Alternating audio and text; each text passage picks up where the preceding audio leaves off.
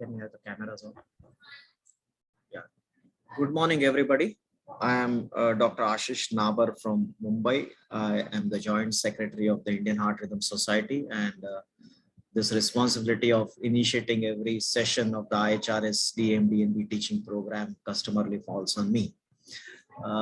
This time I have requested Dr. Rajesh Badani, electrophysiologist from Pune, to gather the faculty, Pune-based faculty, and discuss some what I call this time as bread and butter topics in EP. So obviously there is nothing to feel inhibited about, and this faculty will discuss very basic and interesting topics from the perspective of DMDNB. Just before I hand over to Dr. Badani, 2 words. I would like to say a few things about Dr. Sunil Sathe. I think he's probably one of the first trained electrophysiologists in our country, and those were the times 30 years ago when we probably didn't know to position an atrial lead, or we didn't know to interpret the intracardiac electrograms. When he came to KEM and taught us those things, they were the years when we didn't have the EP systems of today and the ablators of today. And I think that was a great learning opportunity for me personally in my postgraduate days. The second thing that I want to tell you is about our upcoming IHRS conference, the annual IHRS conference. This is between 17th to 19th December, and I'll just like to share screen with you and just give you a little reminder for that program. Where is that? Let's see. But anyways, I just can't find it just now. But the annual conference of the Indian Heart Rhythm Society is a virtual meeting this year called the Digital IHRS 2021. It's between 17 to 19 December. And there are 3 theaters, of which the 3rd theater is entirely dedicated to the non-EP cardiologists. So once again, this meeting is not only about arrhythmologists or heart failure specialists, but will be of interest to every cardiologist, practicing cardiologist. So the theater 3 has programs all the 3 days dedicated to a non-EP cardiologist. In addition, there are pre-conference sessions which are also interesting and pretty different, and these are on the 13th and 15th of December in the evening for about 1.5 hours. So I invite you all for that meeting. Now, without encroaching much on your learning time, I would request Dr. Badani to take over. Just before that, I would like to welcome our 2 moderators for this session. Professor V.S. Prakash is from Bangalore, and Professor Johnson Francis is from Calicut. And of course, they will bring a lot of experience to the table today. Rajesh, floor is yours. Thank you, sir. Thank you, RHRS, for the opportunity. Thank you, Dr. Yash, for giving us this opportunity too. So I think what we are going to have is we'll have 4 presentations. Dr. Sathe sir is going to start off first with an interesting talk on basics of ECG in coronary artery disease. Then we have 2 case-based discussions. One is on both are pacemaker related. One is going to be by Dr. Hemant, who is probably assistant professor at Sassoon. Then my colleague, Dr. Chandrakant, is going to have one interesting device-based case scenario. And then I'll be talking on the rate versus rhythm in atrial fibrillation. And I thought to make it more interactive, we are just going to have case-based discussions where we can have the students who probably can learn. Now, in view taking into consideration DMDNB, we are not going to really go into the details which are there significantly. So maybe for the learned audience, you may find it little more basic, but then as Dr. Nabar was very clear that this is more of a teaching program. So we have kept our presentations according to that in mind. So without much delay, I would request Dr. Sathe sir to start the presentation and share his screen. Thank you, Dr. Rajesh. Thank you, Ashish, for the kind introduction. And today, the first session, we in fact decided to start with a ECG session, So I'm not going to talk on the normal things which we talk, ECG, angio, correlation, everything. I thought we'll talk something very, very basic, This we learned from MBBS to MD to DM days. What is the genesis of ECG changes in CAD? What is the genesis? Why do you get Q waves? This is very, very basic, but I still thought that, we should look into it.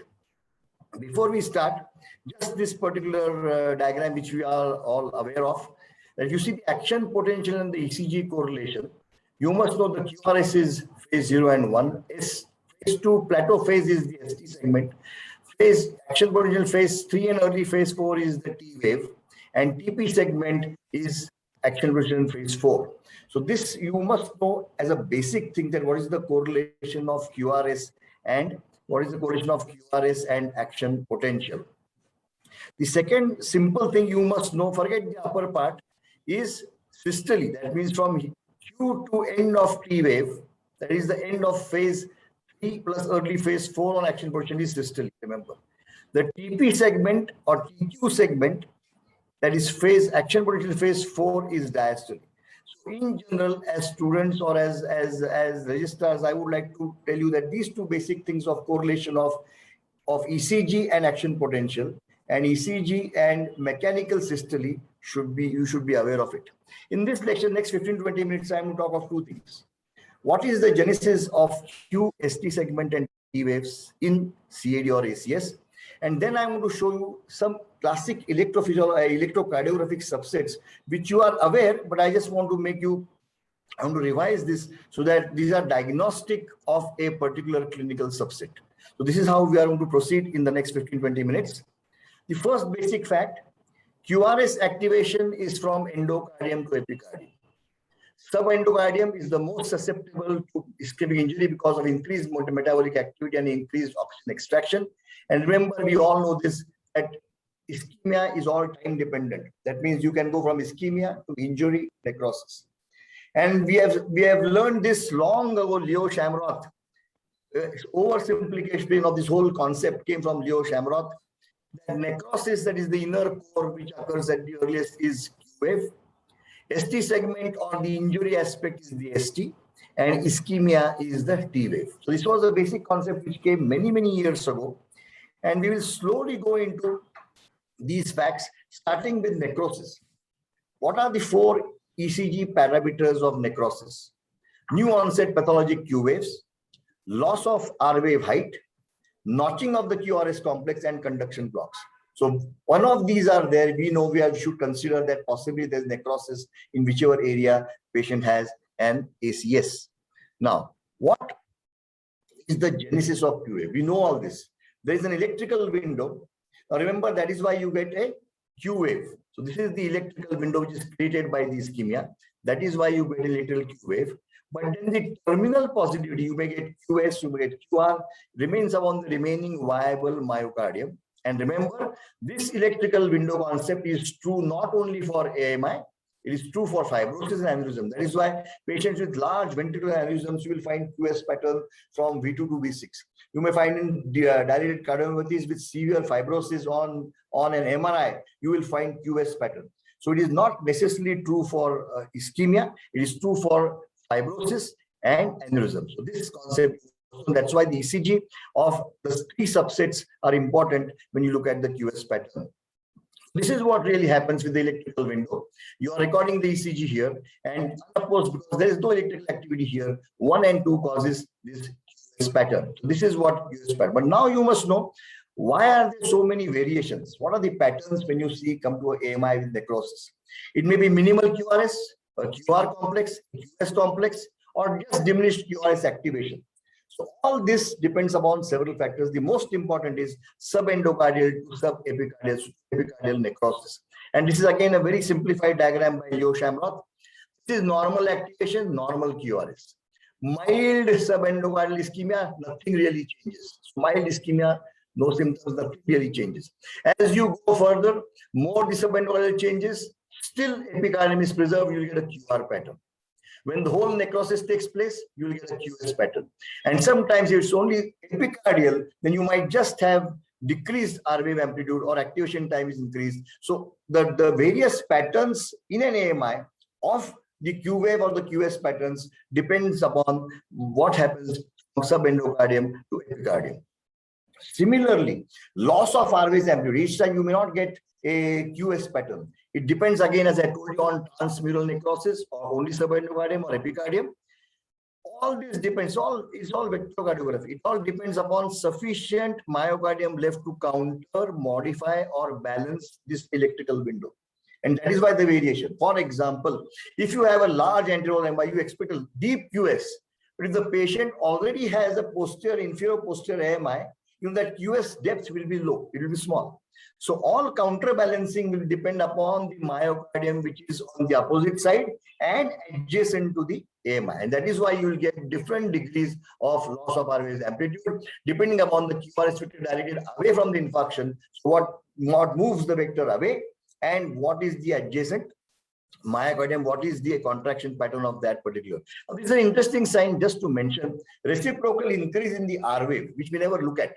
So suppose somebody has an anterior wall infarct, sometimes inferior wall, you can get a taller R wave because it is said if the electrical window on the left is really big, uninhibited vector from the right side or on the opposite side will increase the reciprocal R. This is called a reciprocal sign of the R wave. So this is one more important sign you must know about the QS pattern. The third sign is QRS notching. Remember, in general, the conduction system is more resilient to ischemia. That means it is quite strong. And that is why if you get QRS notching, it is usually extensive myocardial damage and slow conduction and late activation of the myocardial tissue which cause. So if you have an anterior wall MI, literally 1 month you find QRS notching, that's a bad sign. You do an MR, you will find a lot of scar. So QRS notching is a bad sign, especially post-AMI. What are the clinical implications? 4 clinical implications signs I am going to show you. This is the first ECG. Now, I'm not going to discuss because we have no time for this, but just the sign I want to show you. Patient came with chest pain and restlessness and dyspnea.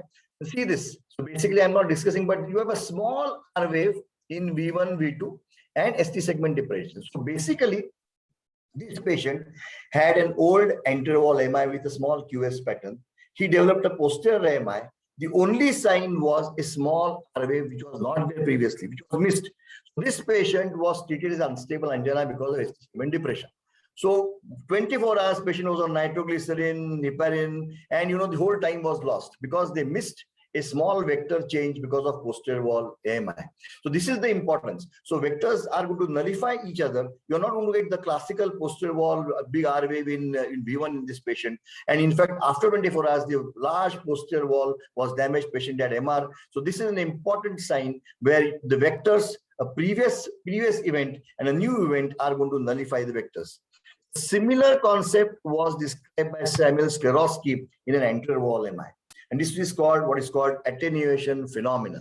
That means, see this too, extensive anterior wall MI, transanterior, and a small anteroseptal MI. If you really see the ECGs of both these two, this is a diagrammatic representation, you will find not much difference. In one, the patient is clinically doing hemodynamically very unstable, hypotension, near cardiogenic shock, and the other patient is doing extremely well. So this is called attenuation phenomena. So if you find, because here what happens is V1 and V6, depending upon the heart orientation and the size, nullify them itself electrically. And you may not find a transanterior changes as compared to the extent of the infarcts. So whenever you find a clinical disparity between the hemodynamics, the echo and the ECG, think of attenuation phenomena because of electrical nullifying of the vectors. Important, interesting, described long ago by Soddy Polaris. See here, because we are in the R and Q waves, V1, V2 normal, V5, V6 normal, you just drop the R wave in V3, V4. See this? This is called an epicardial infarct by Soddy Polaris. Interestingly, here the patients may come with much more symptoms, pericardial pain. There are a lot of pain, especially pericardial pain. ECG, echo, everything looks okay. You might get a small thin rim of effusion. So this is called an epicardial infarct, where the pericardial pain symptoms are much more to the ECG. And the second subset, which is described many years ago, is what is called an intramural infarct. See this. V1, V2 normal, V5, V6 really okay, V3 for QR pattern. This is intramural. Now, this was described initially, classically hypertrophic cardiomyopathies or hypertensive with hypertrophic septum, and the septal artery gets blocked, you get an intramural infarct. Here, sometimes the enzyme rise is disproportionate to everything. You might find that the enzyme CK-CKMB is very high, but the changes are hardly anything, QQR. So these are the two subsets described by Soddy Polaris.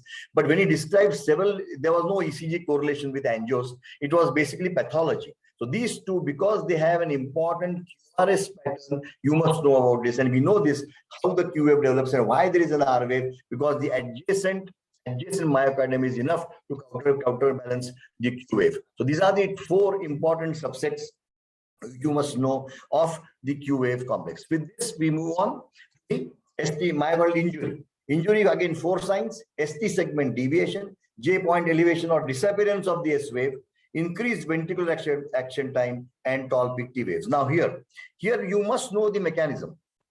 Remember, first, ST segment represents phase 2 or plateau phase of action potential. It is electrically active. Then why is it isoelectric? Because the whole myocardium in a normal person is uniformly depolarized, so there's no active vector. And that is why ST segment is isoelectric.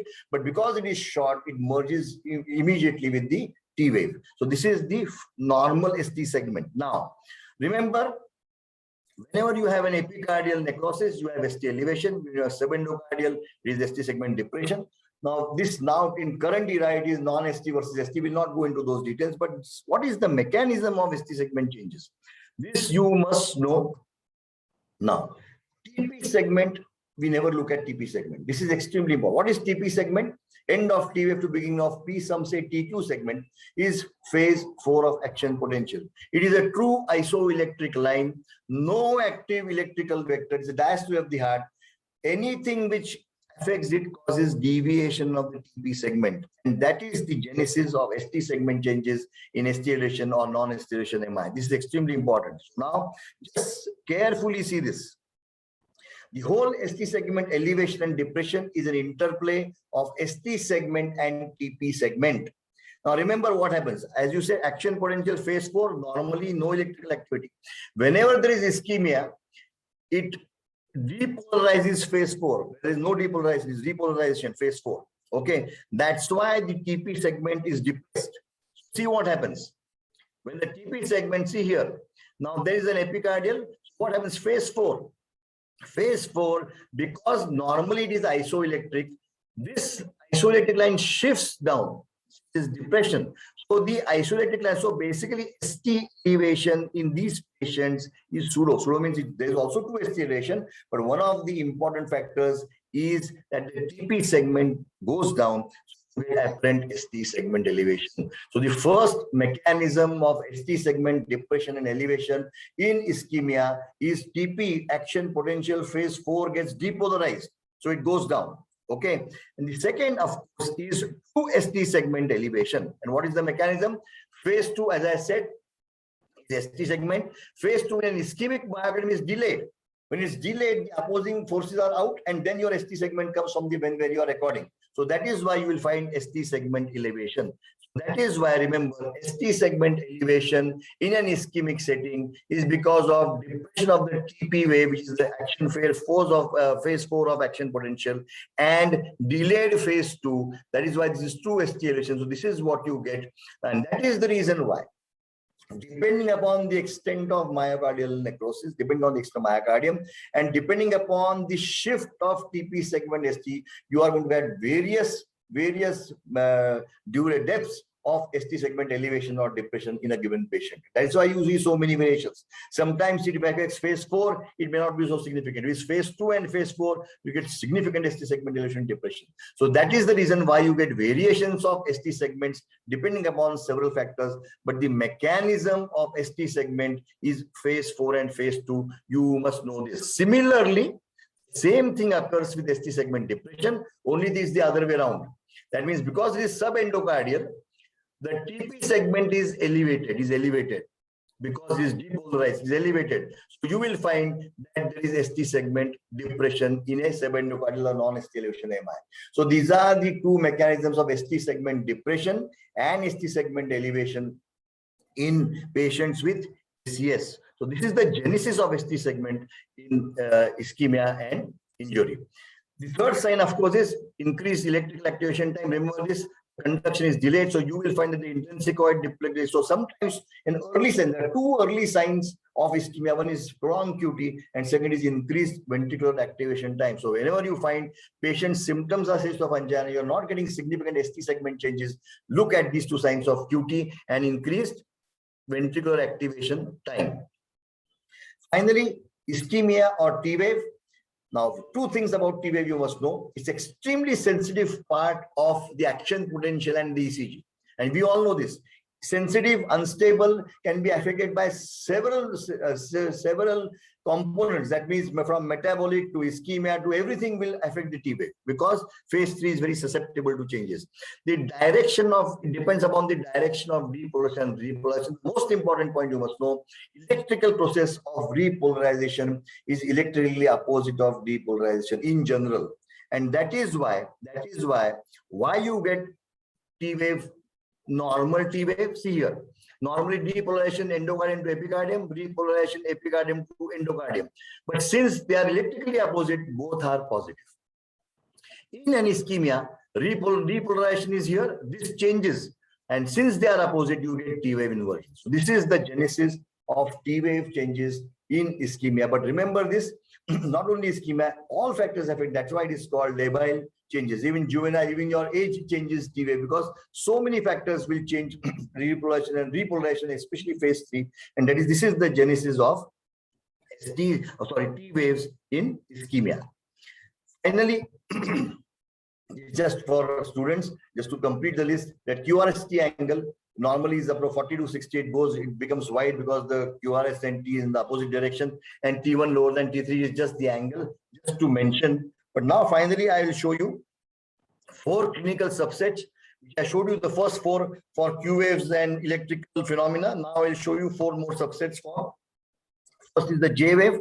I'll not go into details of the J wave, but J wave is usually because of heterogeneity in the endocardium, epicardium, or the second mechanism is ischemia of the Purkinje fibers. That's why you get J waves. Okay. Now see this patient. Here, patient came with angina. The only sign he had on the ECG was, see this, 1 and AVL had J waves. We missed it.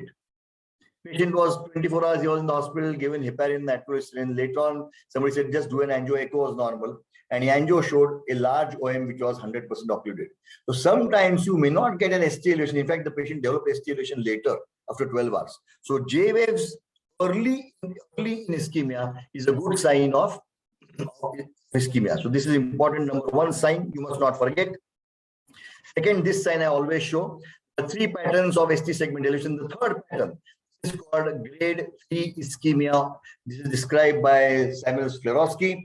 And the importance is, if patient comes with AMI, anterior wall AMI with this ECG, anticipate ventricular fibrillation pre and post thrombolysis, or even after PAMI. That's number 1. And number 2 importance of this, the evolution of infarction in this grade ischemia may not necessarily tell you whether the artery is open or not, because it is much slower as compared to the other patterns. So this is the second sign I want to show you of ischemia of ST segment changes.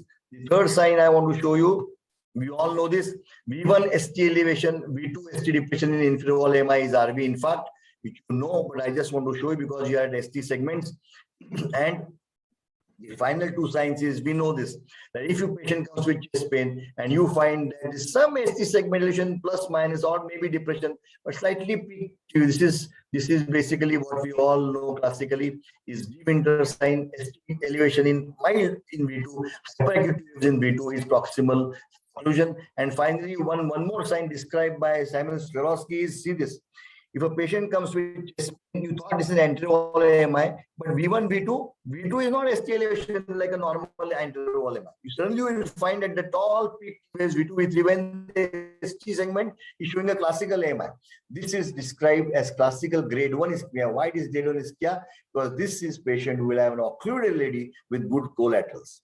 So this is one of the important signs you must know. If you have this ECG, think you must move in fast, but this is an occluded LAD with good collaterals. That's why you don't get evolution or say signs of AMI like this from V2 to V6, but you will get all peak T waves in V2, V3, V4. So this is one more important sign, I think. And finally, I want to tell you what is the mechanism of ST segment elevation and PR segment depression in acute pericarditis. So this is what I want to show you finally, but this is important because we are here. See here, acute pericarditis causes a predominant diastolic injury. Diastolic, again, coming back, is TP segment. So TP segment is depressed. So there is no true ST elevation in pericarditis. Remember this. TP segment is depressed. which I showed you. See here. Here again, pericarditis causes phase 4. The TP isolated line, which is here, shifts down. So you get ST segment, and that is why ST segment elevation doesn't stick to one particular area, anterior, inferior, is all over, because TP segment shifts down. The second, why do you get PR segment decrease? Why do you get PR segment is depressed? Here, pericarditis, there is atrial injury, early appearance of atrial repolarization, what is called PTA. Normally, atrial repolarization falls on the QRS, but here, because of that, the PTA comes on at the end of the P wave. So you get PR segment depression. So the genesis of ST segment elevation in acute pericarditis is diastolic injury with TP wave going down. So you get ST elevation in several leads.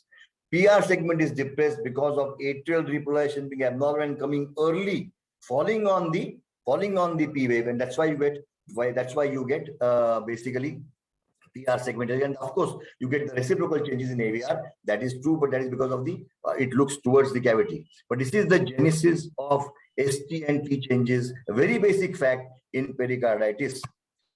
Finally, to conclude, you must know the concepts of ischemia, injury, and necrosis. Remember the genesis of Q waves, ST segment, and T waves. You must be aware of what is going on, and you must know why variations occur, because there are lots of interplay between several things going on at one time. And the ECG signs, 8 ECG signs which I showed you, you must know. With this, I'll stop, but I must admit that I am fully aware of the current cardiological practices. Today, ACS means non-ST elevation or ST elevation, occluded artery or open artery, angioplasty or no angioplasty. So it's all simplified.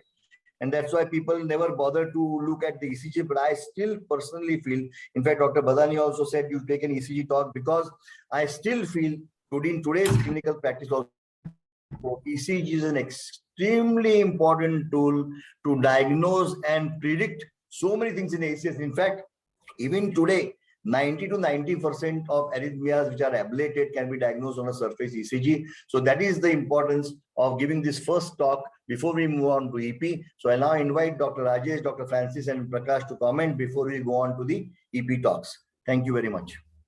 Thank you, Dr. Sunil, for that excellent presentation on genesis of ECG changes in coronary artery disease. I was really happy to see illustrations from Shamrock, which we had the opportunity to edit nearly a decade back. And this particular topic was dealt with by Tomu from Baroda. And the QRS notching, which you are mentioning, is now called as fragmented QRS. And it is supposed to have a relation with increased chance for arrhythmia. Mentioned it is seen in more extensive infarctions. Box. Should we proceed with the next talk, because we are a little late by schedule? What do you say? No, sure. This is a little informal thing, so we might cross by 15-20 minutes with your permission, the standard ending time available. So I'm happy if you are if you choose to discuss Dr. Sate, you or BS or Rajesh or any of us. So I thought that this two important points that he made was about the widening of the QRS and the prolongation of the QT as a sign of ischemia, which is much less appreciated. The ST elevations and depressions are obviously universally accepted or universally appreciated, but the QRS widening and the QT prolongation as a sign of ischemia should be really driven home. The other thing was, of course, Q waves in contiguous leads as a hallmark of a post.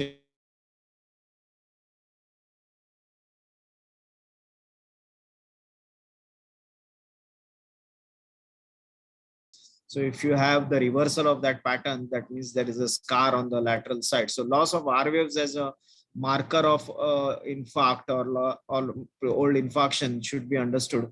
Of course, that sign should be interpreted generally in the way the whole ECG appears. In an obese person, of course, you will see a poor progression of R waves. Does not mean there is an atrial infarct.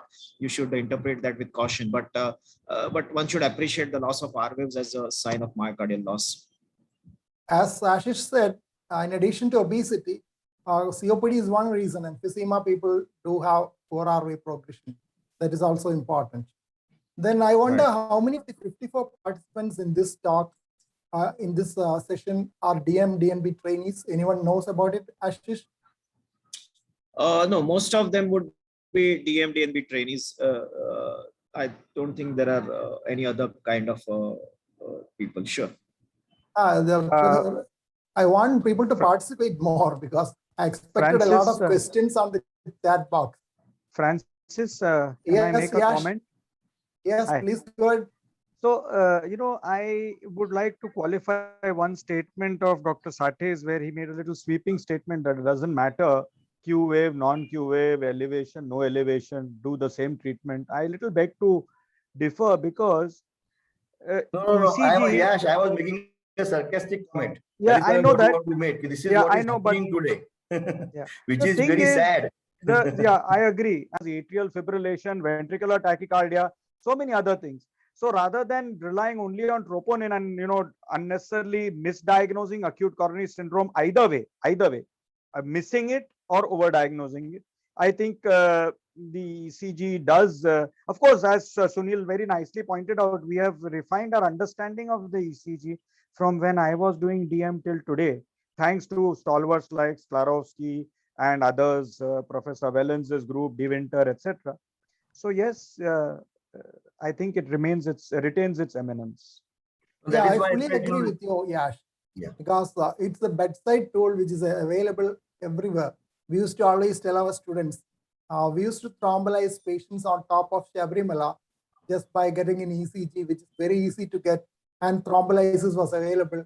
And you think if it was not there, it would have taken such a long time for patients to be transported down Sabrimala Hill and to a center where any other treatment is available. So this used to be our practice. I have taken several duties on top of Sabrimala and I've experienced it personally. And especially for the students, I would like to, that's why I said this, not for us, of course, we all know, but this guideline driven thing that anybody comes, you do the loading. I have seen people with fascicular VT, WPW syndrome, pericarditis, benign changes, just loaded aspirin, clopidogrel, heparin, sometimes landing up with GI bleeds. So that's why this is very important point for the students, I thought, which should be highlighted.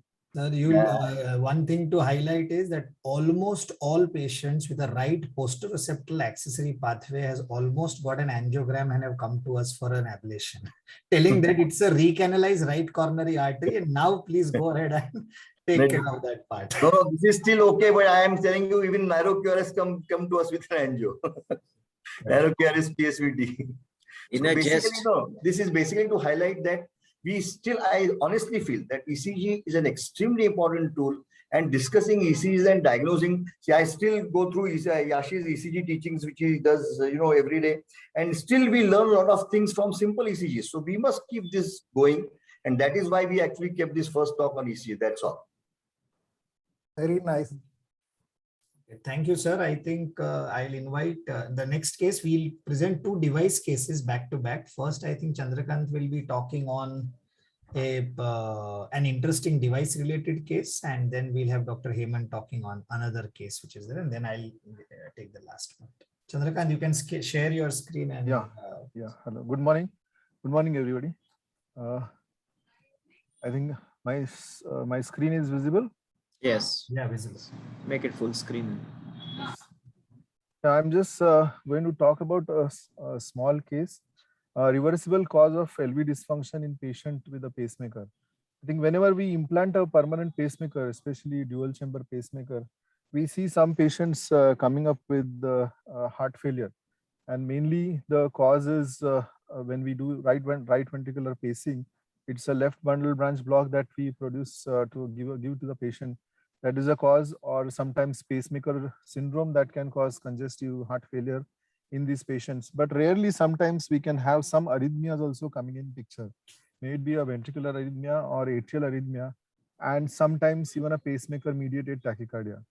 And when this kind of patient, especially for atrial arrhythmia or pacemaker mediated tachycardia patient given antiarrhythmic drugs, this can worsen in a patient, and patient can land up with a severe congestive heart failure. And this is what happened with this patient.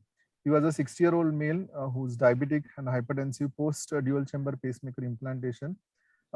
He underwent a pacemaker implantation for complete heart block. And uh, when he presented after 3 months of pacemaker implantation with the severe heart failure, breathlessness on exertion, orthopnea, and PND. This was a baseline ECG for which shows complete heart block, for which he underwent a complete pacemaker, dual chamber pacemaker implantation. It was a St. Jude pacemaker, and this was a ECG following permanent pacemaker implantation, which shows P wave, and followed by there is a pacing spike and QRS with left bundle branch block morphology. And at the end of 3 months, Chandrakant, if I may just interrupt you, can you explain Yes. there is that pacing happening in the RV for the benefit of the PGs? Yes. Yeah, you can see here there is a P wave followed by QRS, and it's a left bundle branch block morphology. And you can see there is a poor R wave progression in the QRS complex. So pacing is mainly at the probably somewhere closer to the lower septum. So it's not a classical classical mid septum or basal septal pacing that is being done. So it's close to right ventricular apex and Correct. the So septum. RV apical pacing with the QRS, which is as broad, Yes. say 140 milliseconds. Yes. Please carry. So at the end of 3 months, when patient presented, this was a 2D echo, which was showing LV systolic dysfunction with the ejection fraction of 25 to 30% global LV hypokinesia, and patient was in NYHA class 3 to 4 at this point of time. As ECG was, this was the ECG which was recorded when patient was outside. You can see that again here there is a broad QRS tachycardia going on, and each broad QRS is preceded by pacing spike here.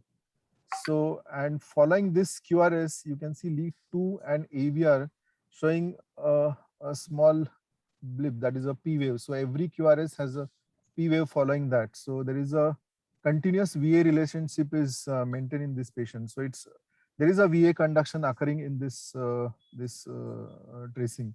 So probably a diagnosis of atrial arrhythmia or pacemaker mediated tachycardia was a possible diagnosis made in this patient.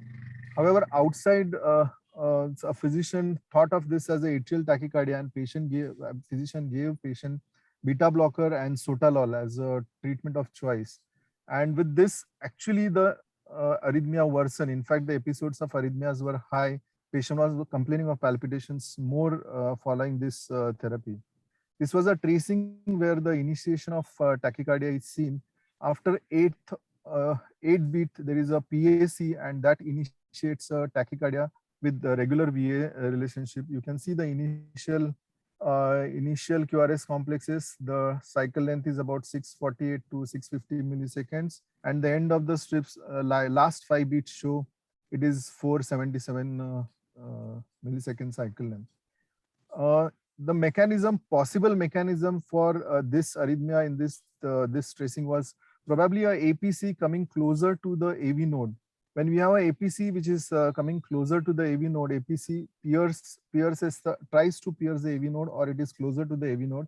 It conducts retrogradely into the right atrial appendage. So it is going to have the right hand side cartoon shows that the atrial lead will have some time for the impulse to be sensed. By this time, already the ventricular activation pacing spike has begun here, and atrium is found to be in a condition to be polarized again. So if there is a VA relationship intact in this patient, VA conduction occurs and atrium gets activated in this kind of setting, and the circuit movement tachycardia can be set in.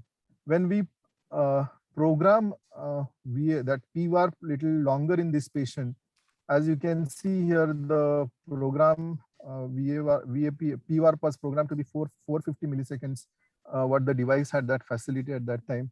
The tachycardia terminates with atrial event which is in the refractory period, and there is no pacing occurring. I mean, it is not followed by ventricular pacing, and the tachycardia terminates and there is no P wave. So after atrial pacing takes over after the termination of tachycardia, and APVP is seen, and then sinus node takes over, and then ascens and VPACE event starts here.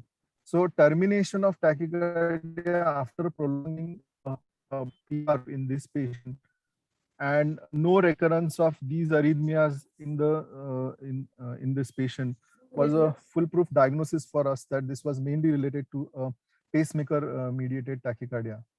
In St. Jude pacemaker, there are three different dynamic options that we have. There is a low, medium, and high type of PVARP adjustment that is seen. That means when the rates are little higher, sometimes if high settings are set, the PVARP gets shortened by 3 milliseconds per rise of beat. Like that, if you have a medium setting being programmed, it will be a 2 millisecond shortening of PVARP per rise of beat, and low is 1. So even if you give antiarrhythmic drugs and in this kind of setting, and even if you program it as a low PVARP the rise, patient can still continue to have a pacemaker mediated tachycardia in this setting.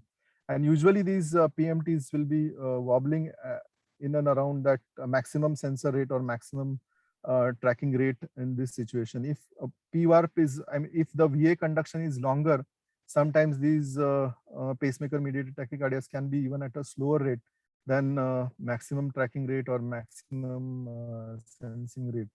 And in brief, how there are various mechanisms how the pacemaker mediated tachycardia is usually begun. Ventricular extrasystole is the commonest cause for having this kind of pacemaker mediated tachycardia. The other causes like premature atrial contraction, prolonged AV delay, sometimes atrial exit block or atrial undersensing, and even sometimes oversensing and removal of magnet can cause this kind of PAC.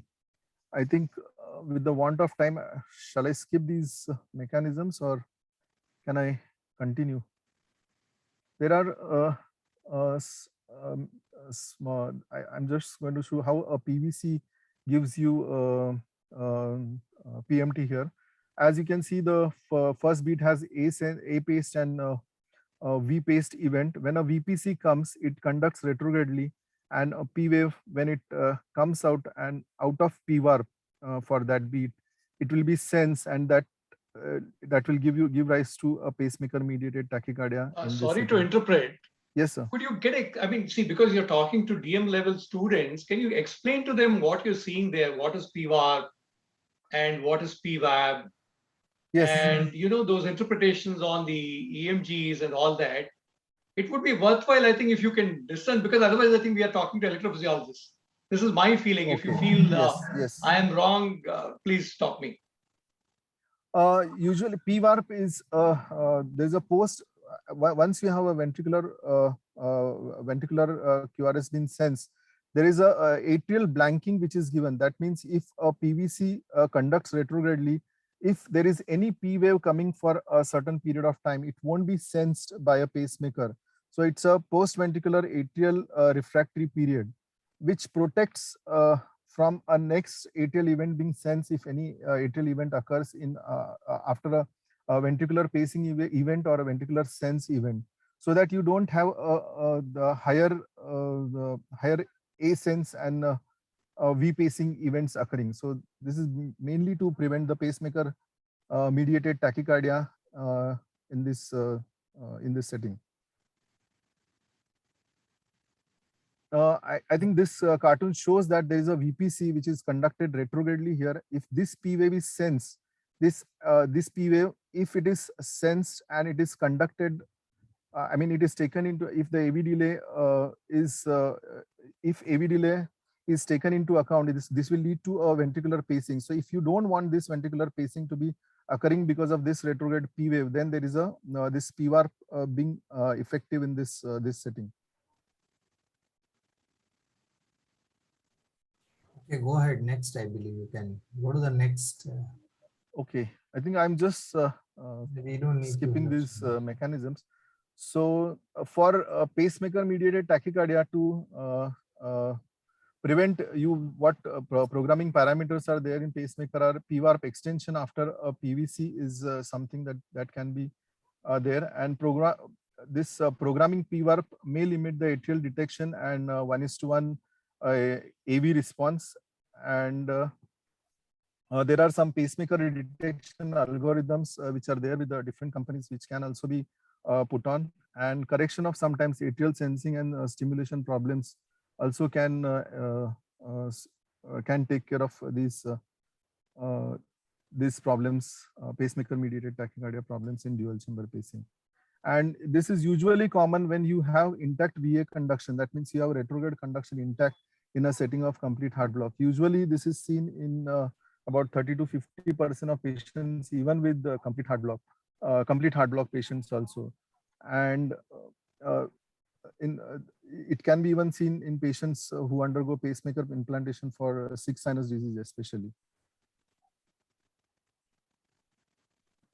Okay, I think in conclusion, I think in our patient, this for a cardiomyopathy, we should keep tachycardia also as a cause sometimes in patients with dual chamber pacemaker implantation.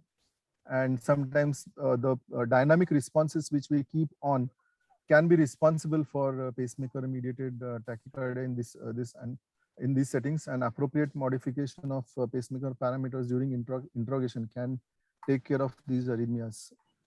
Especially this patient, we had kept, I think, the dynamic parameters on, and for first 6 weeks also, probably that was the thing which had resulted in pacemaker mediated tachycardia in this patient. Once he came for follow-up, we prolonged the PVRF and we could get rid of tachyarrhythmia in this setting. Chandrakant, I think there are three important things that you brought out. One is that a patient with complete heart block has an antegrade AV conduction block, but some proportion of them can still have retrograde VA conduction.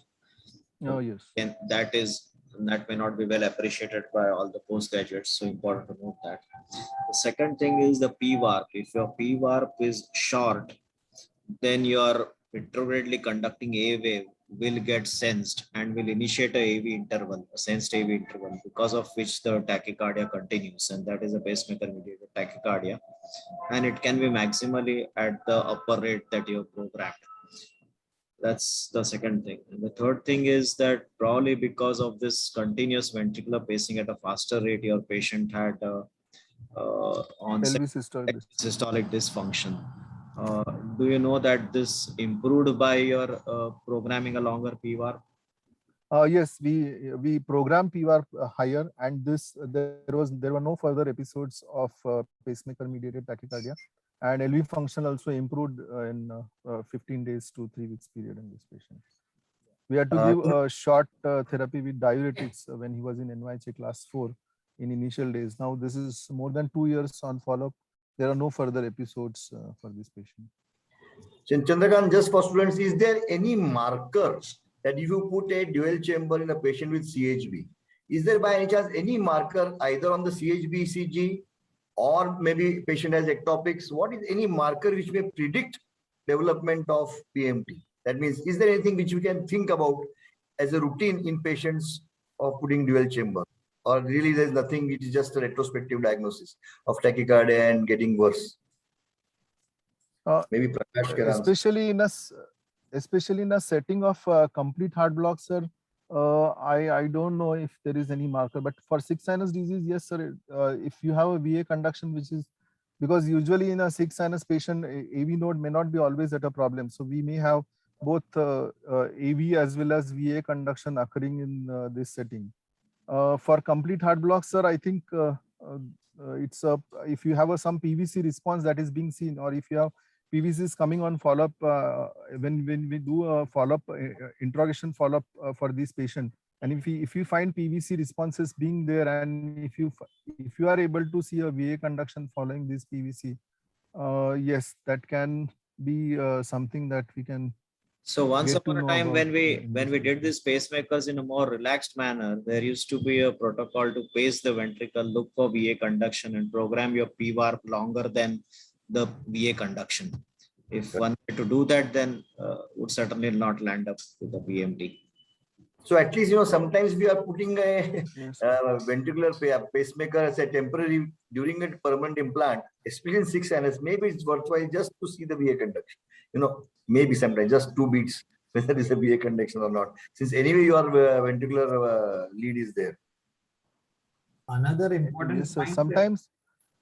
to Yes, note so is, sometimes yeah. if you are able to get a PVCs recorded in some patients, or if you have the Holter monitorings which are available in patients with complete heart blocks, and if you are having a PVCs which are retroconducted and you are able to see a P wave following that VPCS, then that also can give us some clue. Yes, this patient may have likely to have PMT. So you can program PRs deliberately before only a little longer.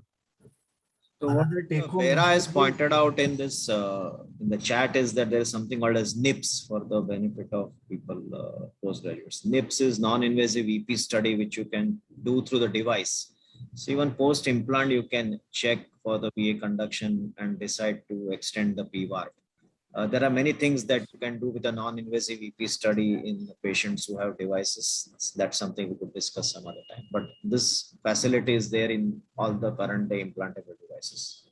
Another point is that the anti-arrhythmic therapy is also, because the patient was in LV dysfunction. Imagine you as a EP are not seeing it and the interventionalist is probably managing it. The problem was giving more number of anti-arrhythmic drugs is going to again worsen your PMT in such a situation, which is going to be there. So that's going to be causing more of the PMT problem. So you need to suspect it, identify it, and then correct it if you are really able to in such situations. Actually, can I make one point? Just one point. Yes, Yes, yes. sir. There was a very classical teaching with Professor Wellens with examples, and this is for the students, that even when you have a complete AV block, you can still have VA conduction.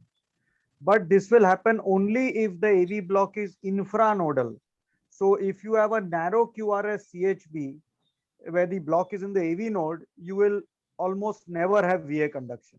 But if you have a complete heart block paradoxically with a wide QRS, you could still have VA conduction. Awesome. Yes, sir. The literature has 30 to 50% incidence in infranodal subblocks, sir. I think I should congratulate Chandrakant and his team for publishing this in IPEJ, and it's available as an early online. Search for it. And I searched PubMed and I could not find any other cases of similar nature. So I should really congratulate them. Yes, sir. Thank you, sir. Sure. I think we'll go to the next case. I invite Dr. Hemant to share his screen and show his case. That is also an interesting device case. So we'll have to stop screen share, Chandrakant. Yes.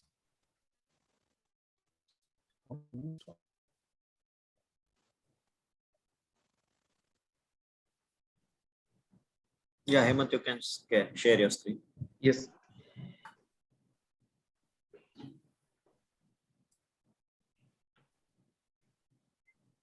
Hello. Myself, Dr. Hemant. Good morning, teachers and DMDNB trainee students who are attending this program. The topic is LV lead induced VT ? So I'll straight away start with the case.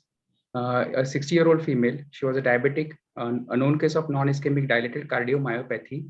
She was NYHA class 3 to 4 despite optimal medical therapy. She had history of recurrent admissions for heart failure with a history of recent acute kidney injury, for which she was treated medically. There was one episode of syncope in recent past. At the time of a procedure, just before the procedure, patient was admitted in acute decompensated heart failure. She was treated with IV loop diuretics, oxygen, and medical stabilization. And after the stabilization, patient was posted for a procedure, cardiac resynchronization therapy with defibrillator, that is CRTD. This was the ECG of the patient pre-procedure. It shows a complete LBBB. It shows a wide QRS. There is a fragmentation of QRS as well in 2-3 AVF as well as one. Also there is a slight P wave is widened, indicating atrial dilatation. Patient's ejection fraction was 25%, and there was a gross cardiac dysynchrony that was present in this patient. I don't have echoes for the pre-op echoes. Then we took the patient for the procedure. This is the RV lead that was placed at the apicoseptal area. Then CS, that is coronary sinus, was cannulated with a wire. Then during the procedure, the challenge that we faced was the CS anatomy was slightly different. It had a gradual lateral branch of coronary sinus that actually gave a posterolateral branch, which was the appropriate branch for placing the LV lead. The access to this particular gradual lateral branch was difficult. It was proximal. And as you can see in the figure, with this balloon occlusion also not really getting the exact balloon occluded shoot, also not getting the exact origin of the of this particular branch. These were the balloon occluded shoots that were taken. This is not the lateral branch that we intend to put the LV lead. The LV lead was in the second image. As you can see, there is a short diversion from where the branch arised, and which gave that posterolateral branch. So we finally got the access to that branch, and the lead and LV lead, which was a quadripolar LV screwing lead, was placed. So after this marathon case, we had a very good ECG. The QRS duration was 152 milliseconds before the procedure, and post procedure it dropped to 114 milliseconds on BiV pacing. Patient tolerated the procedure well. She was quite comfortable, and she was shifted to ICU. ICU echo, we got ICU echo. There was immediate improvement in resynchronization parameters, and patient showed a symptomatic improvement in terms of dyspnea. So what happened the next day? The post-op day 2 is where the story begins. You can call it as a shocking day. Within 12 hours post-procedure, the patient never had any symptomatic arrhythmias before the procedure. Only one episode of syncope was there. Patient received 5 shocks in 12 hours. So we had to rush to ICU, and we got the device introcated. So first of all, I'll tell you. So this was the 16 hours list of the arrhythmias that occurred in that particular patient. Majority of the arrhythmias were ventricular tachycardias. As you can see, this is a log of arrhythmias for PGs. You can see in the interrogator that the company person brings. This particular patient had multiple non-sustained ventricular tachycardias, high rate non-sustained VTs, VFs were present. And as you can see, 1, 2, 3, 4, 5 times patient needed to be shocked to terminate the VT-VF episodes. So this was the log. Then I'll briefly show what those episodes were. So this was one particular episode. As you can see, the intracardiac electrograms. So basically they are showing a non-monomorphic type picture. It is a polymorphic ventricular tachycardia, which used to be sustained, and it used to degenerate into ventricular fibrillation. These are the tracings of the same.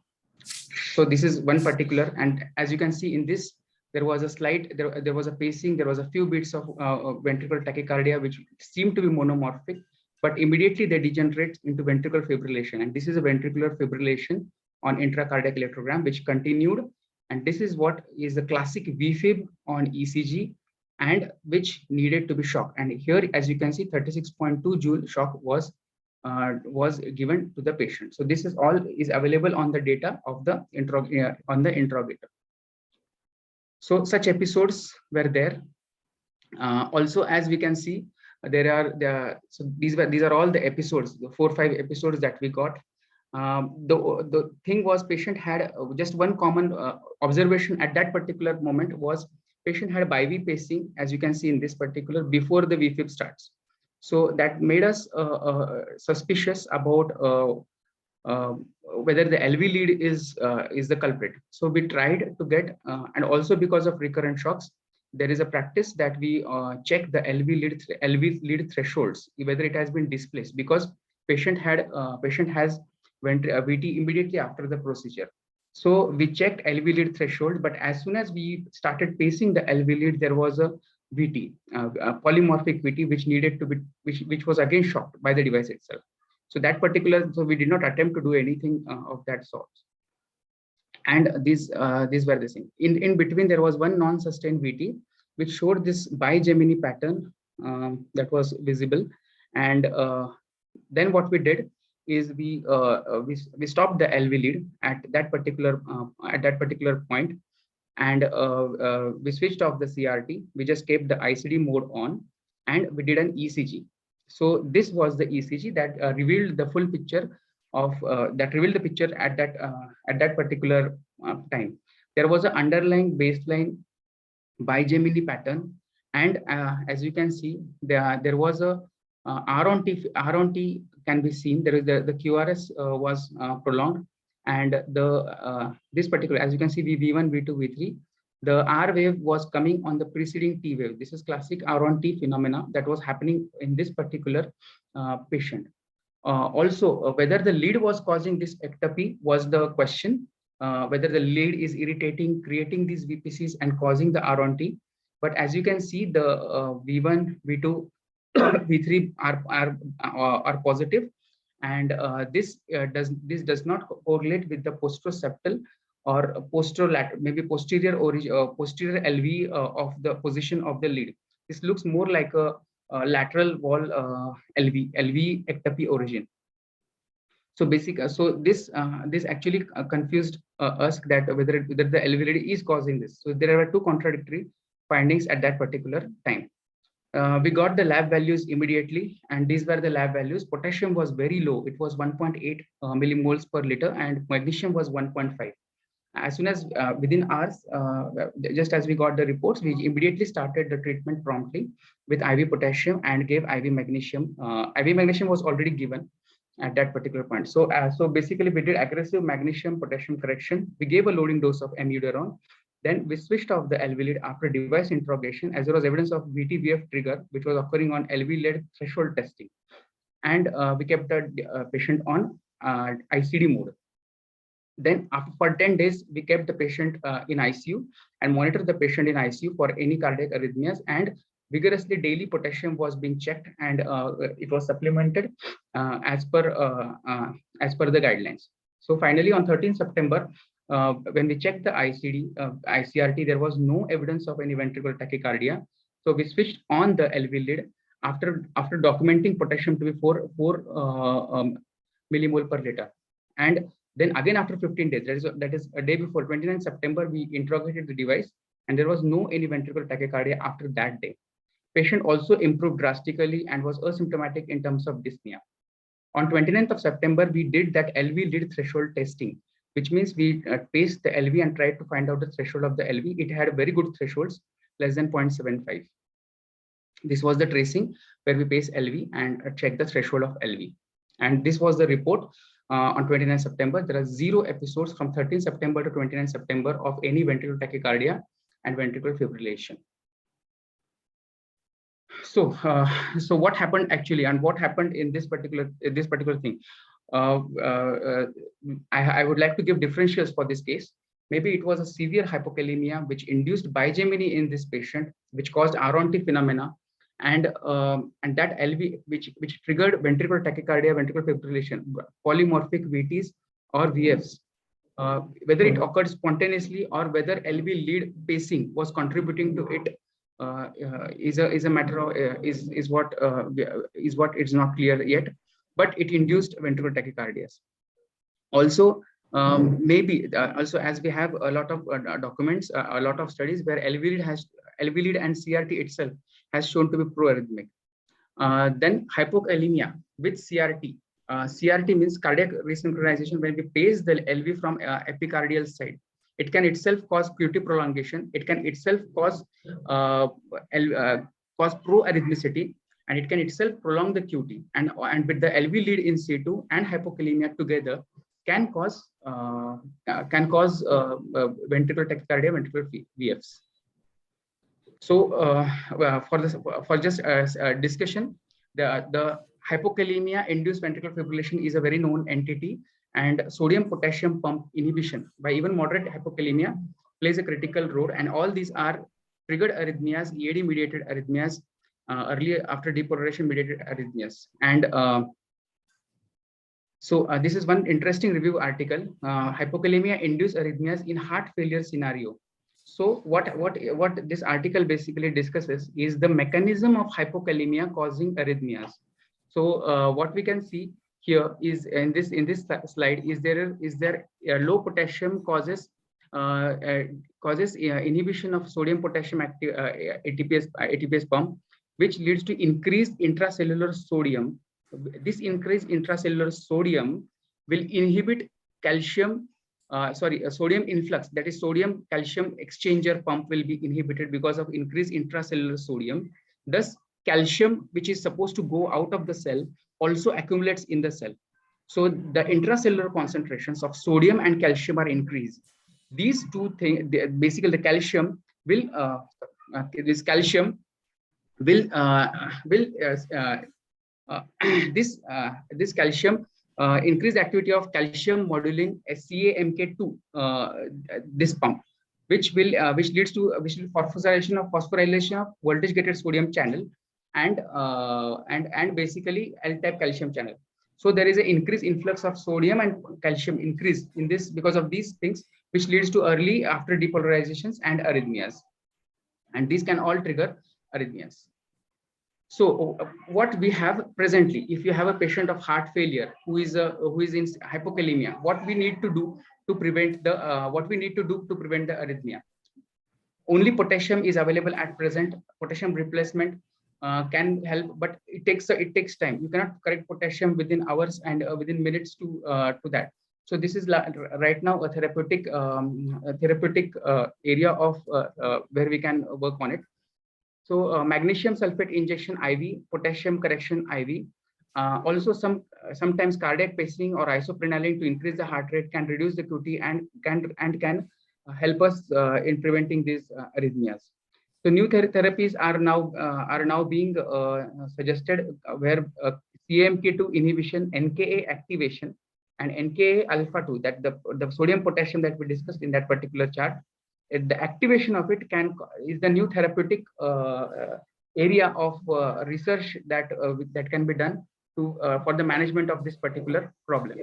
Now next is the arrhythmia. We all know that the lead which is present when it paces the left ventricle epicardially, there is a increased QT interval post cardiac resynchronization.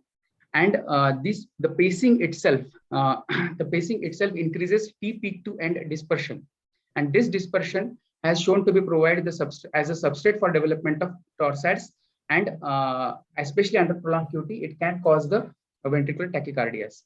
What is the TPE? That is T peak to end interval. It is basically a surrogate index of transmural dispersion of repolarization. So CRT lead is itself a bit pro-arrhythmic. This again is the similar article where epicardial LV pacing increases QT interval, it increases JT interval, it increases transmural dispersion of repolarization, and thus creating a milieu which is favorable for developing torsades and which is favorable for developing ventricular fibrillations. Similar cases have been studied. This was a study in Journal of Cardiac Electrophysiology where 200 patients were studied who went into VT storm after CRT device. The incidence of this particular VT storm in this study was about 4%. But the thing is, these all tachycardias were monomorphic ventricular tachycardias, and basically what they did is they switched off the LV lead and they did epicardial or epicardial ablation of the scar that was underlying the lid to decrease the arrhythmia. So these were the methods they used for treating this. So that this is it. Thank you very much.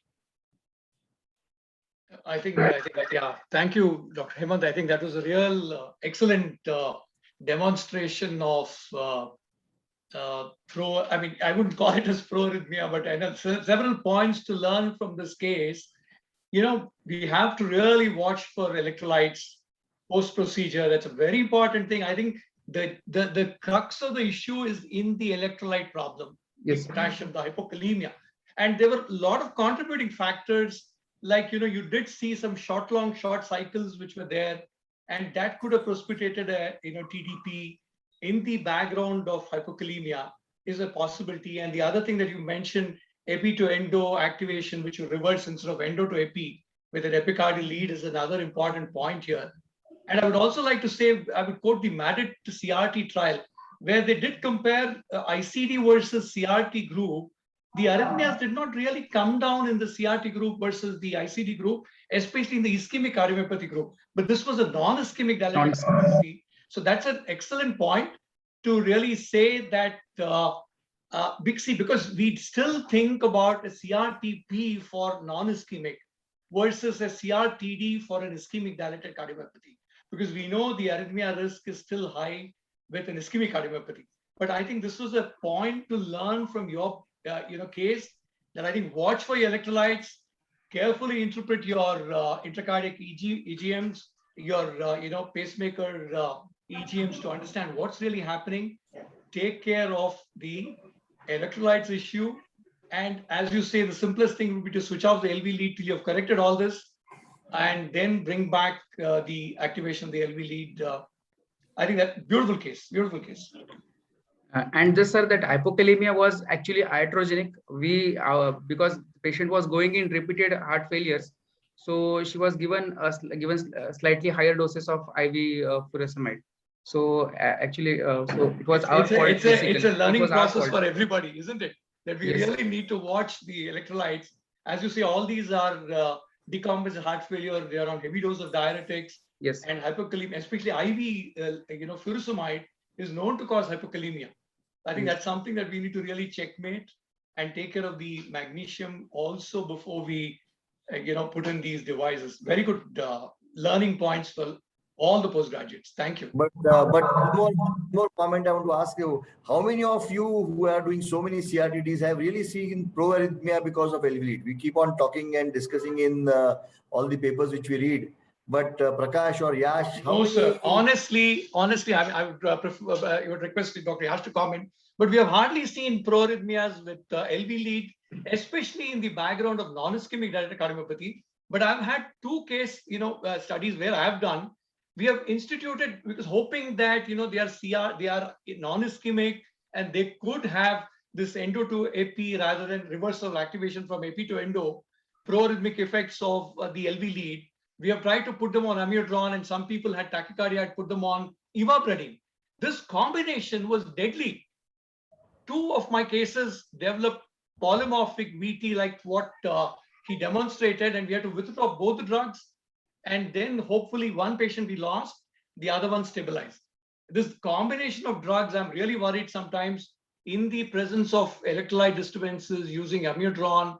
Ivabradine is another deadly drug. We need to be very careful when we are playing around with such bad LVs. And that comes to the question that should patients of CRTD with severe LV systolic dysfunction be on amiodarone as a routine? Because a lot of patients are on amiodarone just to prevent the device being used.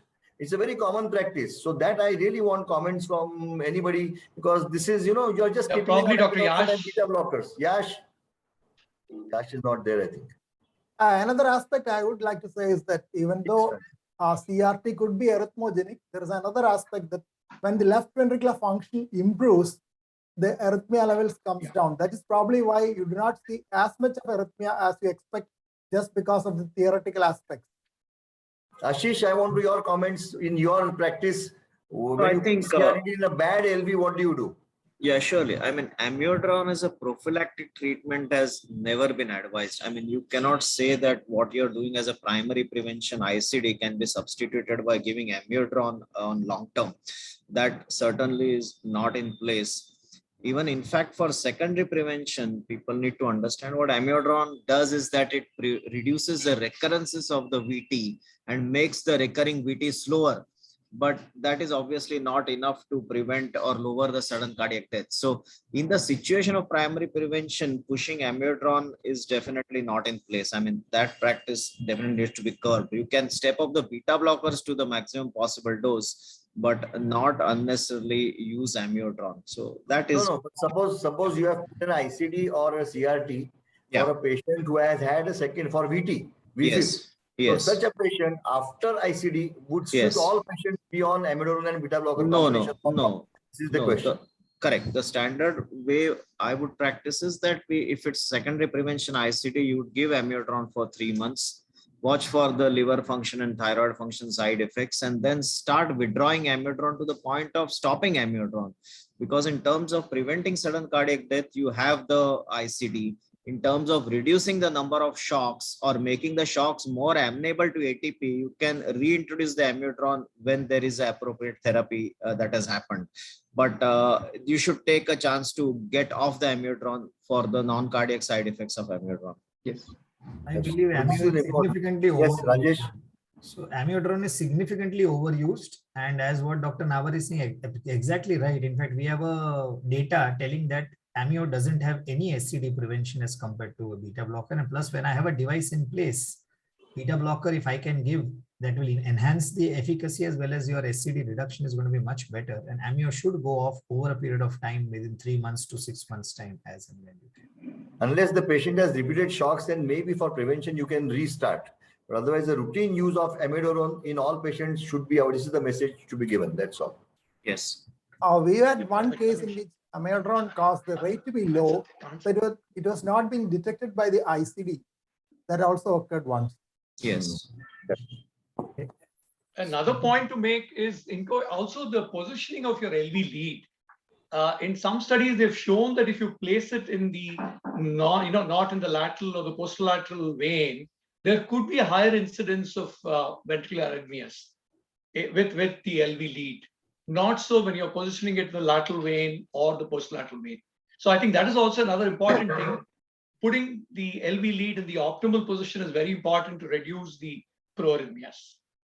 I think we can move on, Rajesh. Yes. Hemant, you can just stop Yes. your share screen. Okay.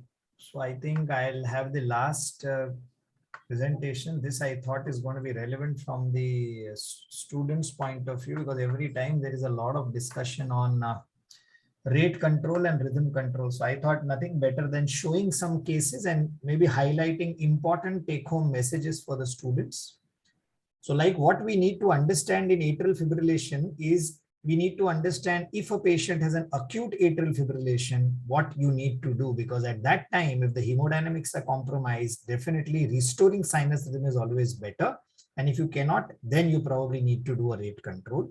Second is when to achieve rate and when to achieve sinus rhythm. You need to look at the clinical history, background scenario, and decide what you would be able to do. The most important thing I believe that we learned from our previous trials is oral anticoagulation and CHA2DS2 scoring is very, very important. Whenever you see a patient of atrial fibrillation, whether may it be rate or rhythm, you need to calculate so that which patient deserves an anticoagulation is very important. And I think one point here is that AFFIRM trial, we all know very well, showed that rate was equal to rhythm and rather rhythm was not as good as rate. The most important fallacy was almost 60% of the patients in the rhythm control arm had stopped warfarin within 2 weeks of the restoration of the, and that's the reason the stroke incidence, which is the highest beyond 4 to 6 weeks time of conversion to sinus rhythm, is what we need to do. And non-pharmacological therapy in terms of atrial fibrillation ablation, that is what we need to think in certain subsets, which probably will be out of scope in today's discussion.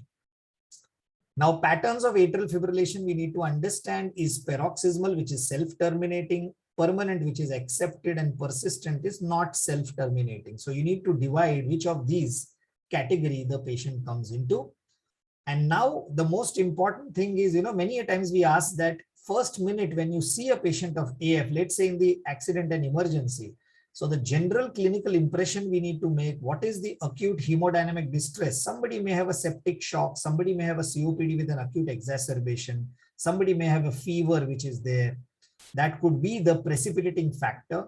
Specific arrhythmia complaints like this atrial fibrillation, is it causing palpitations, chest pain, giddiness, pre-syncope, syncope, or signs of heart failure? That is what we need to understand to decide what needs to be there.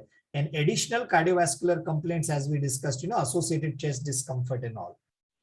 Now, critical questions to be answered is that, is AF the one and only problem, or is it the clinical expression of underlying disease? Somebody may have a COPD with acute exacerbation, chest is having crepitations, rhonchi, and the patient has got an AF with a fast ventricular rate, but the background picture is breathlessness, and you do an ABG and you realize that the patient has a type 2 respiratory failure, you give him an NIV, and many a times the AF may settle down. Is immediate or short-term recovery of sinus rhythm is essential. That's what we need to understand. Imagine, does the person have hypotension? The rates are too rapid. Patient is in a hemodynamic state of collapse is what we need to look at. What are the risks of immediate conversion? Like there is something that if I convert this patient to sinus rhythm, what are the risks? Means, what is the duration of AF? Is it a short duration, longer duration? Do I know the duration of onset of AF? Very, very important. And the last but not the least, is the early recurrence of atrial fibrillation. Imagine I have a dilated atrium, which is I try to convert him to sinus rhythm. What are the chances that he may come back is also important. Now, casualty presentation, one of the most important thing is that treatment of primary cause and ventricular rate control should always take priority. If it is a recent onset and if it is less than 48 hours versus more than 48 hours, anybody who is a longer duration needs anticoagulation with without TE and start anticoagulation after 4 weeks. You can decide whether you need to do a cardioversion or you need to keep the patient on rate control. And here also the same thing, less than 48 hours, if you want to do pharmacological or electrical cardioversion. And the most important part is, how are you going to maintain sinus rhythm in this person? That is also of utmost importance so that the AF does not recur in these patients. So I just start off with a basic presentation that this person has got chest pain and presents to us with a heart rate of 135 beats per minute. You can see RR is irregular. There are no P waves. There are definitely some STT changes from V2 to V6, which is there. So you already have made a diagnosis that this patient has got atrial fibrillation with a fast ventricular rate. Now, if the patient has symptoms as chest pain and the blood pressure is higher, just giving a rate control and probably taking care of the chest pain, sometimes it's better. So a metoprolol intravenous 5 milligrams and an IV nitroglycerine. You look at the rate after 30 minutes of evaluation, the patient's rates have come back to 90 and his chest pain has decreased. So that means you have taken care of the primary symptom, you have taken care of the high rate that the patient came. And now you have time to think whether rhythm restoration is feasible. By that time, you get your cardiologist to come and do a 2D echo, identify whether there's any structural heart disease or no in this patient. Another important aspect we need to understand is atrial selectivity antiarrhythmics. When you have a normal atrium, mind you, during the action potential, what you are going to use is a class 3 antiarrhythmia, which acts on the IKR as well as the IKS. But when you have a remodeled atrium, that is a place where you probably require an atrial selective antiarrhythmic which act on a separate channels like ITO or IT or IKUR. These are important to understand which kind of an antiarrhythmic would you want to use. Second thing is a rate versus a rhythm control. Also a combination of those therapies, many a times also that permutation combination helps you a lot. Now coming to the cases, this is a lady who's an 85-year-old, dyspnea on exertion, class 2 since 1 week, no chest pain, hypertension on telmisartan, heart rate 140, BP 130/80. Echo is 50% ejection fraction and LA size was 3.8 centimeters. Now, these are all very quick discussion that this patient came to our ICU and what would you want to do in this lady? Her main issue was symptoms of dyspnea since a week's time. Again, the same story. There is an atrial fibrillation, fast ventricular rate. Obviously, there is a little poor progression of R waves. There is a leftward axis deviation, and you can easily say that there is nothing acute in this situation. So again, the same thing, if the patient has breathlessness, your main job is to settle her rates down. So what would you want to do? A newly discovered AF, and if it is paroxysmal, you probably try to see that no therapy needed unless there are significant symptoms like obviously hypotension, heart failure, angina, and obviously then you classify the CHA2DS2 score.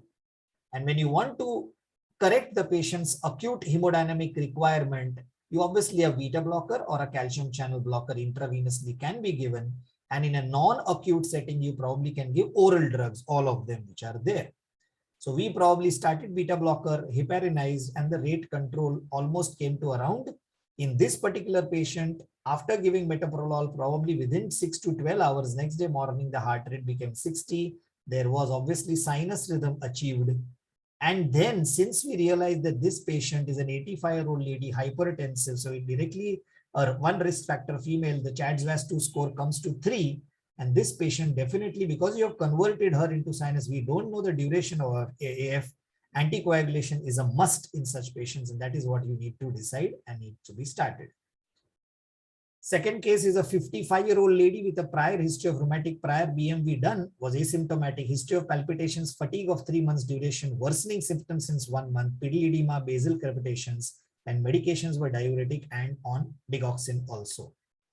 Now look at this, you can easily make out that this patient has got a heart rate which is higher, there is no P wave, so he's AFib with a fast ventricular rate.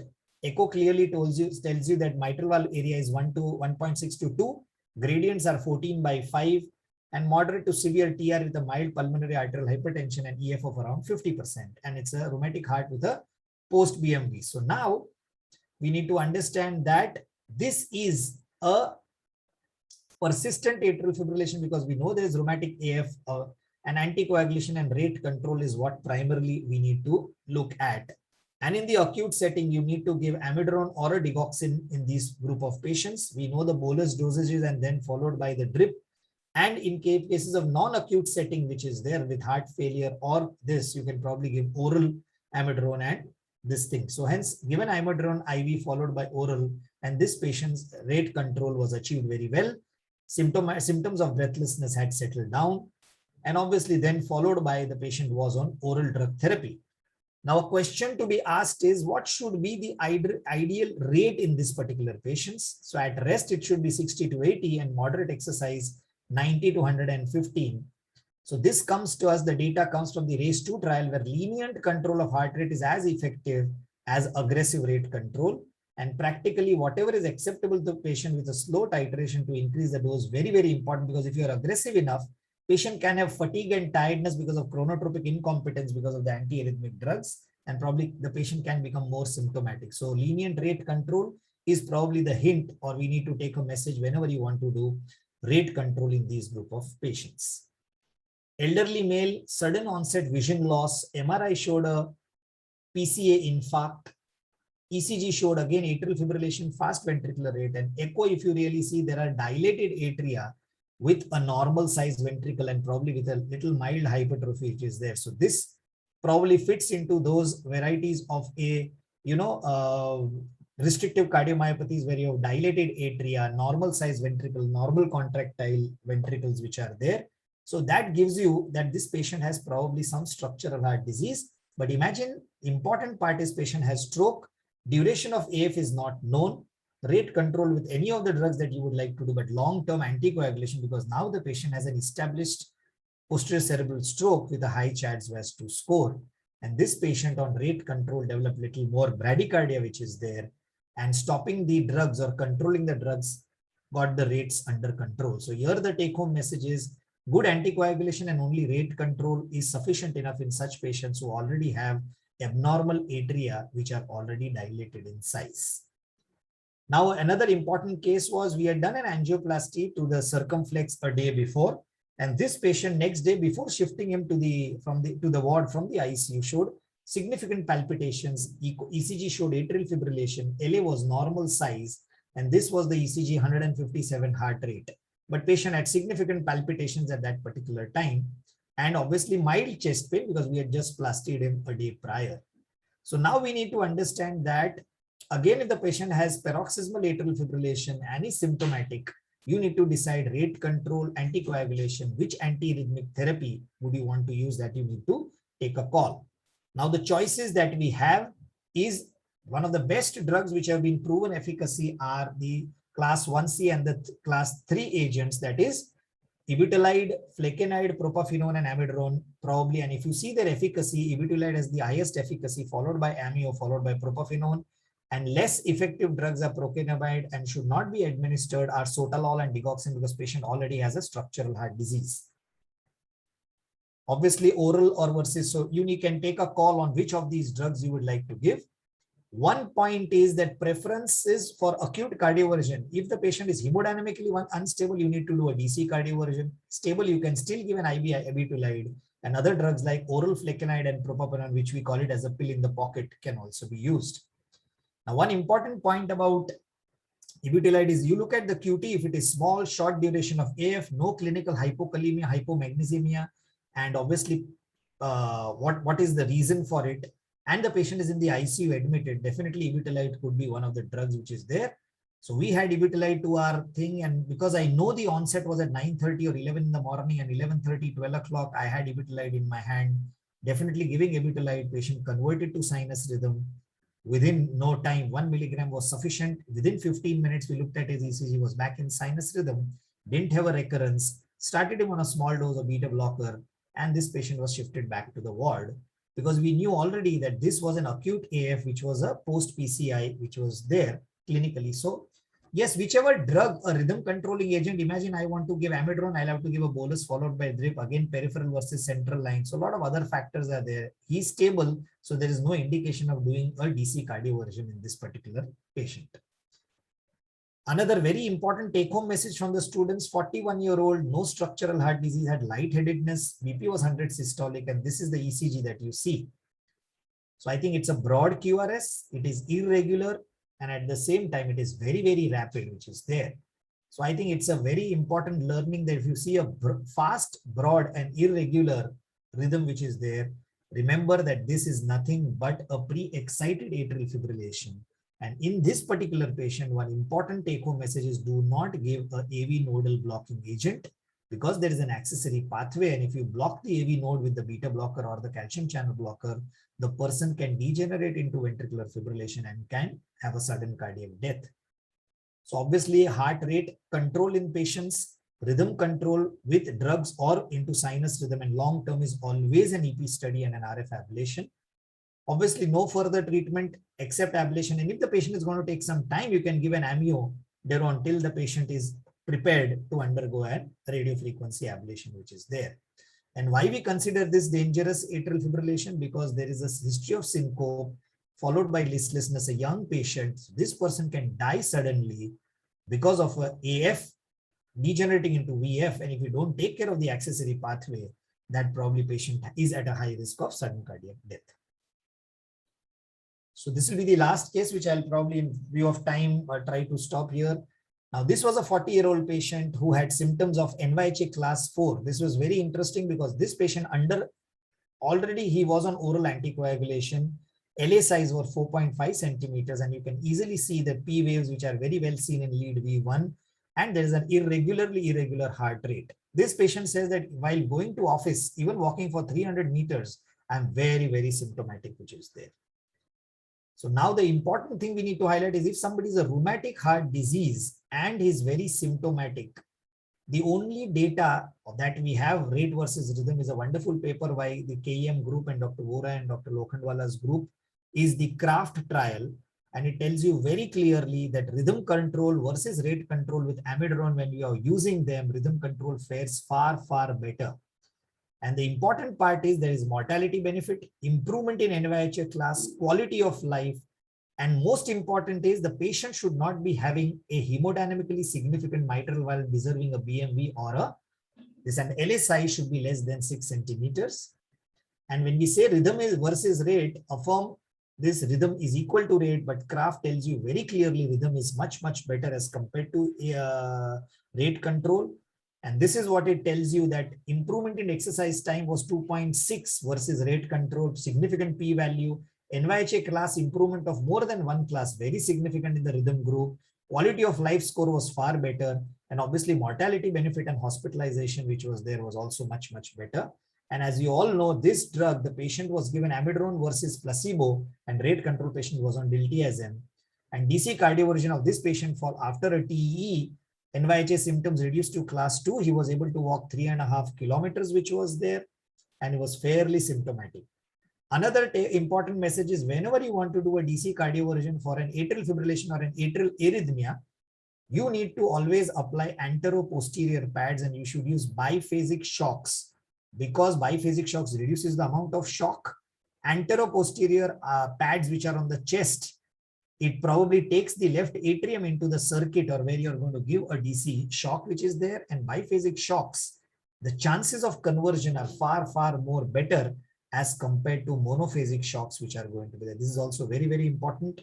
And rate versus this, again, we have enough data. There was another very interesting paper which was published from the Hyderabad group that if you are giving amiodarone and then you are probably taking up these patients for cardioversions, the chances of converting and maintenance to sinus rhythm over a period of time is far better when you have a patient on antiarrhythmic. And if you add a beta blocker with an amio together, has got the chances of success of remaining in sinus rhythm are far, far more as compared to any other drug which is there.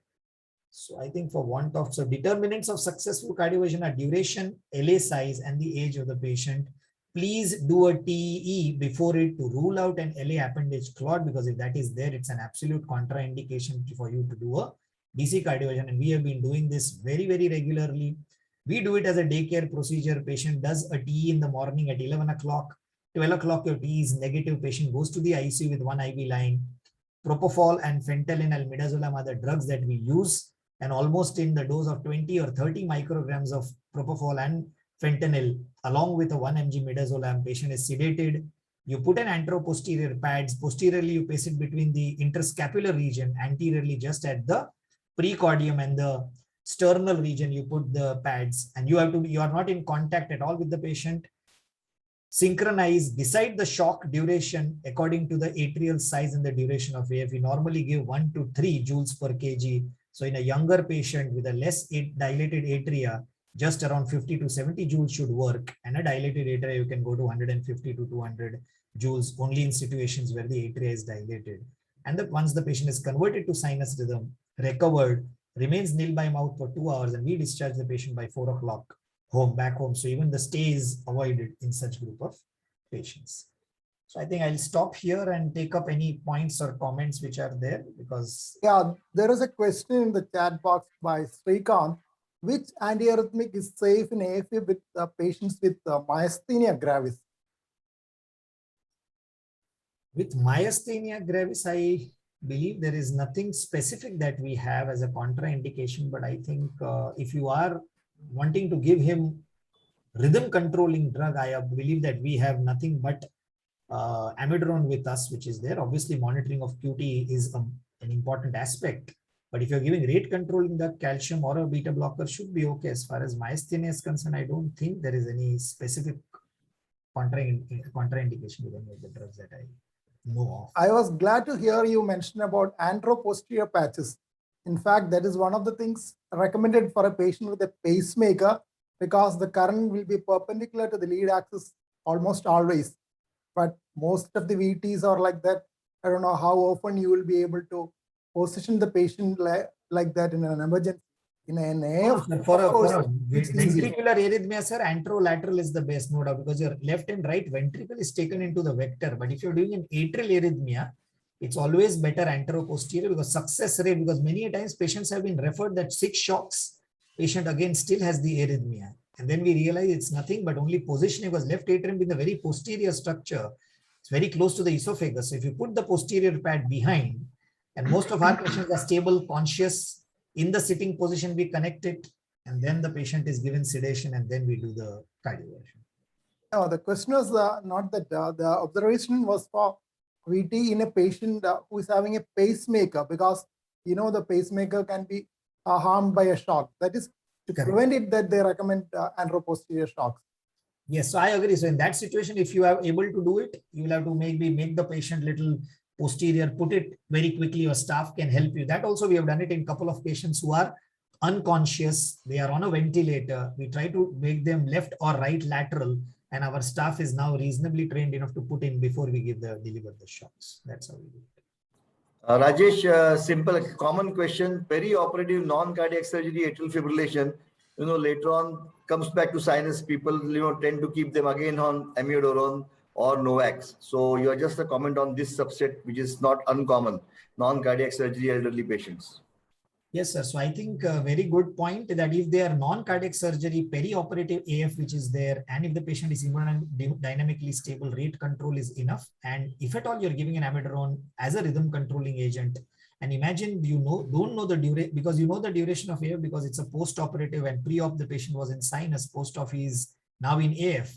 And if you use amio and the patient converts to sinus rhythm, give him 6 weeks only on an average, within 4 to 6 weeks duration of AF. Beyond that, there is no indication, because it was the peri-operative milieu in terms of, either the hypoxia or a little bit of the atrial stretching and atrial enlargement, which could have caused the AF in that patient. Okay. One more common thing which people do is there any role for antiplatelets in a non-ischemic setting if the CHA2DS2-VASc score is more than 2 and less than 2 for atrial fibrillation? So I think after the data, which we are, in fact, there was a time when we used to consider 0 or 1, but now with the CHA2DS2-VASc, we are very clear that even if it is 1, aspirin doesn't have any role, and DAPT is a crime rather. So if you're using DAPT, it's absolutely criminal, and single antiplatelet, no role. If at all you want to use, please, now we have NOACs with a very good efficacy. If there's a borderline zone where you are not very sure about efficacy, you can still use a NOAC, but no role for single or a dual antiplatelet. Right. But it's a very common practice with physicians, so it's important for us Correct. to. Yes, Rajesh, another question in Yeah, chat box by Jyoti. That's on rate or rhythm in AF with HCM. So I had the last case which was there. 2 cases were AF and HCM. Very important thing is hypertrophic cardiomyopathy. 35 to 40% of the atrial kick is required to maintain the cardiac output. And if they go into AF, many a times they can have pre-syncope, syncope, or significant symptoms. So getting an early rhythm control in hypertrophic cardiomyopathy is a must, and you should try everything possible from cardioversion to a rhythm controlling agent in a patient of hypertrophic cardiomyopathy. Because I had 2 cases. One of them was our own pediatrician practicing in PCMs, a very senior doctor, 75-year-old. He didn't want to do any device therapy and used to repeatedly come. Once he came with a rib fracture, and the kind of pain and discomfort he had post-fracture was more worse. So I think we had called him, they did a T, cardioverted him to sinus rhythm and send him back home. But HCM is one entity where AF cannot be tolerated at all well. So please try to restore sinus rhythm ASAP in those group of patients. Just 2 points to make. Yes. I think, you really see the European ESC 2020 recommendation of approach, like a structural approach to atrial fibrillation, is what was clearly demonstrated by you. The 4S, we call it as stroke prevention and, the burden of AFib burden and the symptom burden, as also the structural heart disease. All these things, which in your illustrative cases, you clearly demonstrated how we should approach. The simple thing would be the 4S approach for categorization of AFib, which carries a class 2A recommendation. And the other thing is the ABC approach, where you stroke prevention and then control of heart rate, or you try to restore sinus or rate control, and you clearly take care of the cardiac comorbid situations like hypertension, diabetes, and accordingly treat. I think it was very clearly demonstrated in all your illustrated cases how atrial fibrillation should be tailor-made. It's not that one size fits all. I think it was very clear in all your cases that you have to approach AFib in a very different way, and whenever possible, restoring sinus rhythm like HCM, heart failure, whether it's catheter ablation or heavy nodal ablation. I think all these things were very clearly demonstrated by you, Dr. Rajesh. 2 comments. When you're trying to restore sinus rhythm, even in the recent East AFib, what is that? The NET trial. was there. Again, though they did show that atrial fib, sinus rhythm restoration has a hazard ratio of 0.73, but the tools used to restore sinus rhythm, the adverse effects were much higher. So we are still kind of not sure about using drugs to restore sinus rhythm in various subsets of patients. I think catheter ablation has a big role to play, the CASL-AF, and today ESC has given a class 1 recommendation for PV isolation in patients with heart failure. And if you look at another study which was recently come in the European Heart Journal, where they did AV nodal ablation in patients who had recent hospitalization for heart failure, where the ejection fraction was less than 35 or more than 35, this was the AP-AF CRT trial. They compared about 60 and odd patients in both groups. they found that patient with AV nodal ablation, narrow QRS and a CRT, the hazard ratio was 0.63. So I think we are really trying to bring about regularization of RR interval, trying to restore sinus rhythm in that subset of patients of heart failure. Apart from that, I think the ABC would hold good in trying to manage atrial fibrillation. Your cases were very well illustrated. Thank you. Thank you. Thank you. I think we are a little over time if there are few questions. Otherwise, Dr. Sathe can make some closing comments. Yeah, I think we had a very good session. I mean, it's the first talk really told us that we have to still, ECG is an important clinical tool in today's cardiology practice. The second case shows that PMT, whenever you put a dual chamber pacemaker and a patient is symptomatic, think of what is going wrong. And out of that, PMT is a very treatable, easily treatable condition. So think about it and see, especially which is likely to be there when you have a VA conduction in CHB or in 6 sinus patients. Dr. Kokane showed a very good case where, proarrhythmia, which was basically metabolic in the sense of metabolic parameters correction pre, during, and post is an extremely important phenomena, though we should keep in mind the proarrhythmic effects of an LV lead. And finally, rate and rhythm. Atrial fibrillation is a very important but complex subject because it's all subset oriented.